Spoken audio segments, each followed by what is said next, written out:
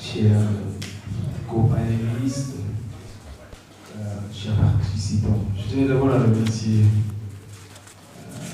le professeur Cheikh Oumar Diagne, le docteur Cheikh Oumar Diagne, de nous avoir conviés à cette importante manifestation. Ça me rappelle, il y a 4 ou 5 ans, une rencontre qu'on avait, en tout cas à laquelle on avait assisté ici, organisée par l'EC Africa sur ces mêmes problématiques de franc CFA, de l'opportunité, de la pertinence ou non de rester dans la zone, c'est-à-dire de garder le statu quo, ou plutôt d'envisager des réformes qui allaient dans le sens d'avoir une éco-UEMOA ou une éco-CEDEAO qui allait intégrer le Ghana et bien évidemment le Nigeria. Durant cette réflexion-là, il a été question de déterminer un certain nombre de blocs de pays.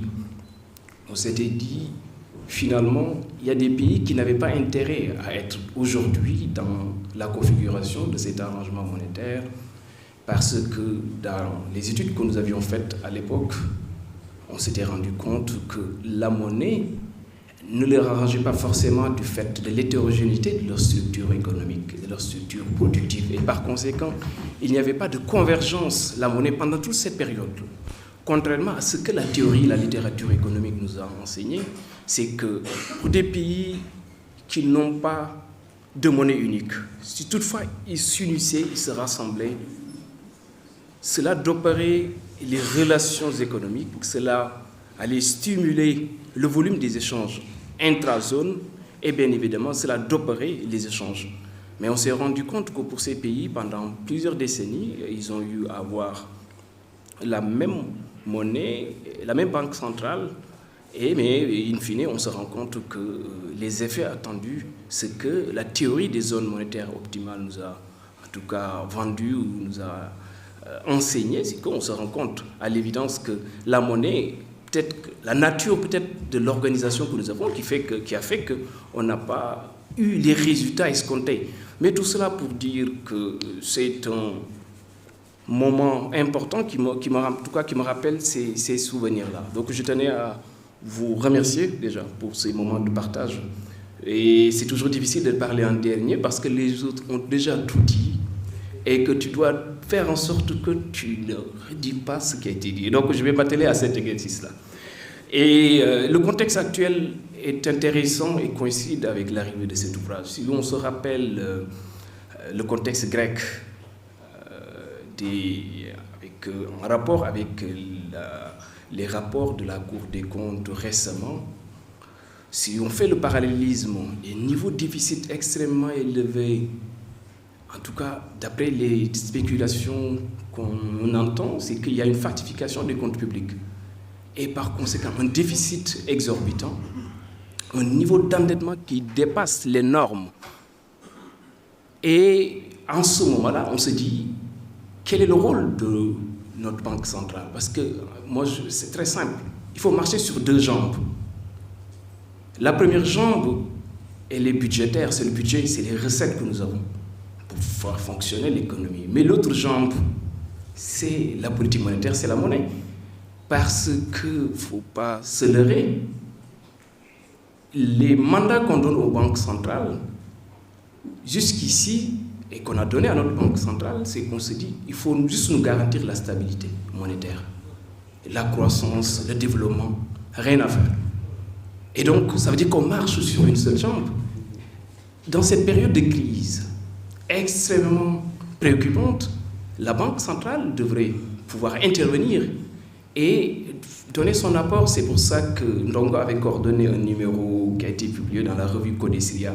Moi, je disais, depuis le XVIIIe siècle, les banques centrales ont joué un rôle extrêmement important dans ce contexte, surtout dans le contexte auquel nous sommes en train de travailler, de traverser. Donc, c'est ce qu'on appelle l'intervention en dernier ressort. Un pays en difficulté, un niveau d'endettement explosif et qui joue les rôles des sapeurs-pompiers. Pendant la période de la crise grecque, c'était une sorte de troïka. FMI d'un côté, ils ont mis en place un mécanisme de stabilité et la Banque centrale a essayé de jouer ce rôle-là. Ils ont essayé de rafistoler pour avoir quelque chose, pour venir en dernier ressort, jouer le rôle de sapeur-pompier pour sortir ce pays-là de la Grèce. Nous n'avons pas tiré des leçons de cette expérience-là. C'est pour ça qu'aujourd'hui, la situation dans laquelle nous sommes, dans un monde idéal, la Banque centrale devait refinancer, devait jouer, devait intervenir, et c'est pour nous un aspect extrêmement important qu'il faut donc pouvoir marcher sur les deux jambes, comme je l'ai rappelé. Et donc, l'intérêt pour une banque centrale, ce n'est pas seulement de jouer, de garantir la stabilité, c'est également de pouvoir contribuer en tout cas au développement économique et de jouer pleinement ces véritables missions qu'on a fait d'autres banques centrales. Donc, pour dire que quand vous appartenez à une union monétaire, vous déléguez votre souveraineté monétaire, de fait. Et quand vous déléguez votre souveraineté monétaire, en cas de choc exogène, vous ne pouvez pas réagir à ces chocs asymétriques. Nous traversons beaucoup de chocs, et ces chocs-là, la réponse devrait être justement l'utilisation de l'autre jambe pour pouvoir marcher. Et c'est extrêmement important qu'on puisse relever cette question, cette problématique-là dans le cadre de cet ouvrage. Donc, je fais cette digression-là en parlant du cas grec, c'est parce que ça nous interpelle. Les moments, les jours, les semaines à venir, il va y avoir un débat intense sur ces questions et revoir les soirs, en tout cas regarder dans le rétroviseur sur ces questions-là, sur ces problématiques-là, vont nous pousser à davantage réfléchir sur les réformes en profondeur. Ndongo l'a évoqué, est-ce qu'on va garder, d'abord par le professeur Babacar Sène, en décrochant tout simplement, en coupant le cordon avec l'Union européenne, en ayant notre propre bloc, ou on va tout simplement, et dans ce cas-là, est-ce que les pays de l'AES vont rester? Mais c'est des scénarios qu'il faut se dessiner tout de suite et voir quel va être le rôle important que la Banque centrale va jouer dans ce sens. Alors, je vais très rapidement revenir, cela me permet en tout cas d'un point de vue théorique de saluer le travail de titan qui a été fait, et ce qui est important pour moi, c'était j'ai la conviction que nos banques centrales ne sont pas véritablement des banques centrales, comme je l'ai démontré plusieurs fois, avec des taux de couverture de la monnaie de plus de 98%, c'est des rigidités très fortes, où on assujettit, on renferme la Banque centrale dans ses véritables pouvoirs. Et ça, c'est un aspect extrêmement important. Et la dernière fois, je participais à un panel pour fêter les 75 ans de la caisse d'émission de Djibouti, un petit pays de 900 000 habitants qui ont une sorte de banque centrale. Ce n'est pas une banque centrale, c'est une caisse d'émission. Ça veut dire qu'il y a création de monnaie que lorsqu'il y a des entrées en devises. Nous avons presque, moi j'ai fait ce travail-là, on aboutit presque au même résultat. Ça veut dire qu'aujourd'hui, il y a une refonte nécessaire, fondamentale, qu'il faudra envisager. C'est la même chose dans les pays de l'Est, après l'effondrement du bloc soviétique. Ce qui s'est passé, c'est que ces pays-là, les pays comme la Bulgarie, la Roumanie, etc., ils ont eu à mettre en place des caisses d'émission, des pseudo-banques centrales qui gèrent que la maîtrise de l'inflation. Et l'inflation, ce n'est pas un problème pour nous. C'est pour ça que la théorie moderne, monétaire, pour moi, je ne sais pas si, professeur, vous avez véritablement abordé cette question. Cette théorie, elle est très simple, qui dit qu'il serait possible pour un État de dépenser autant qu'il le souhaite, puisqu'il a le pouvoir de créer la monnaie dont il a besoin. Cette approche qui gagne en popularité aux États-Unis a néanmoins des détracteurs. C'est normal parce qu'on va vous dire, si on met beaucoup d'argent dans l'économie, il va y avoir des phénomènes inflationnistes, etc. Mais nous, à ce que je cherche jusqu'ici, dans nos économies, l'inflation n'a pas été véritablement un problème.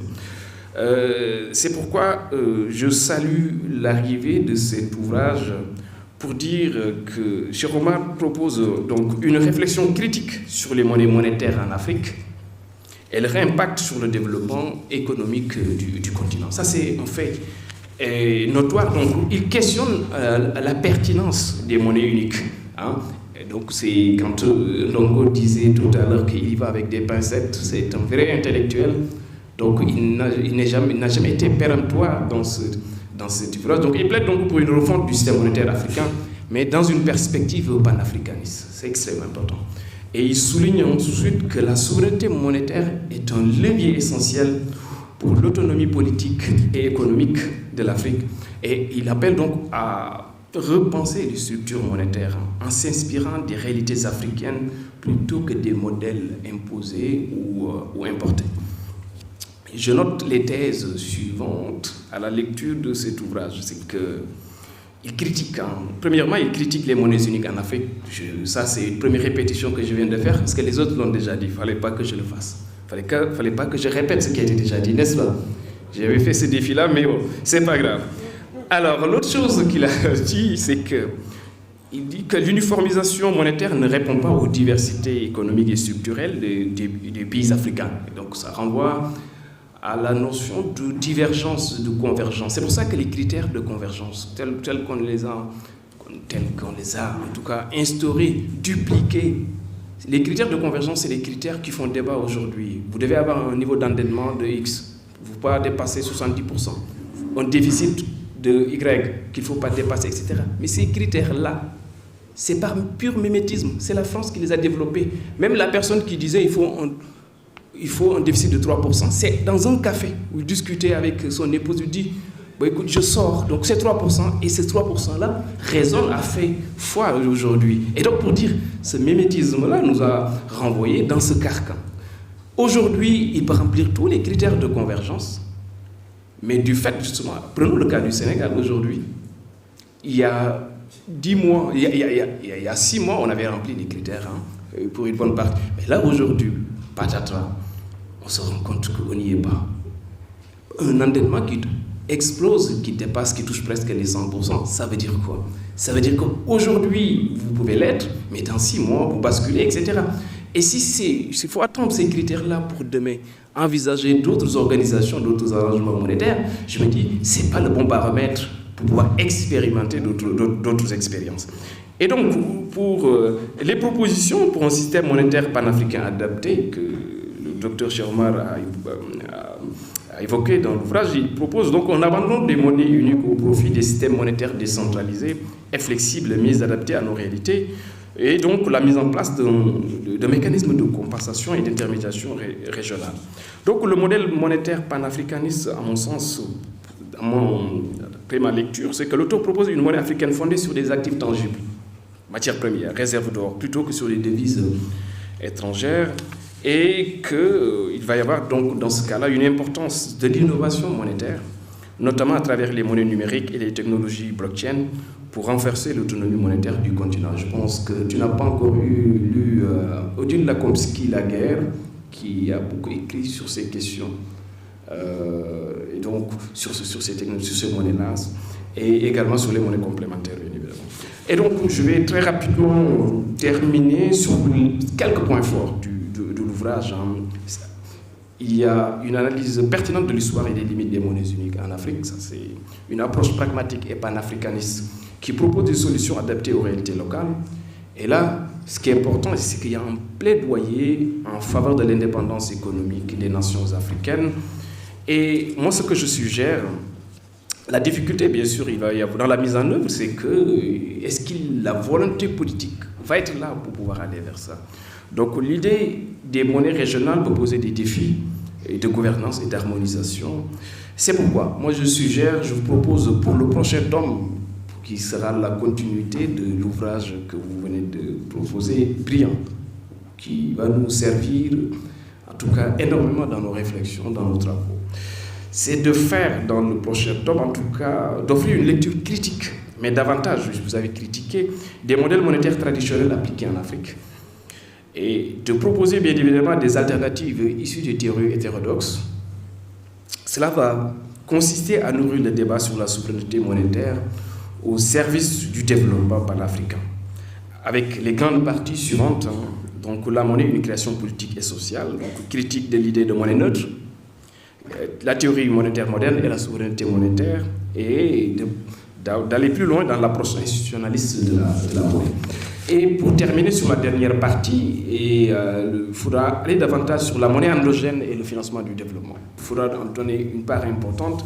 Et à partir de ce moment-là, la monnaie comme un crédit et non une réserve préexistante, et le rôle des banques centrales et des banques commerciales dans la création monétaire, et revisiter également les expériences de financement alternatif dans le Sud global. Ça va être extrêmement important pour la continuité de ce travail de très grande qualité. Pour terminer, Cheikh Oumar propose donc une réflexion audacieuse sur la souveraineté monétaire africaine, en remettant en cause donc l'idée d'une monnaie unique et en prônant un modèle plus souple et plus adapté aux réalités économiques du continent. Son approche, bien qu'ambitieuse, donc pose des bases importantes pour un débat sur l'indépendance économique et financière de l'Afrique. Donc ce livre s'inscrit dans une logique de rupture avec les systèmes hérités de la colonisation et ouvre la voie à des alternatives crédibles pour une monnaie véritablement au service du développement africain. Je vais m'en arrêter là et bien sûr je répondrai aux questions s'il y en aura. Merci beaucoup.